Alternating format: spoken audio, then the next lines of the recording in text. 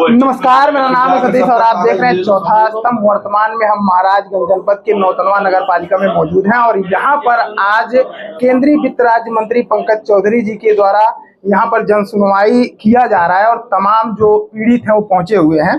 मंत्री जी, किस प्रकार का जन सुनवाई किया जा रहा है, इसका उद्देश्य क्या है और कहाँ तक लोगों की समस्याओं को खत्म करने की कोशिश की जा रही है? देखिए, ये कहीं ना कहीं हम सबकी जिम्मेदारी होती है जनप्रतिनिधि होने के नाते।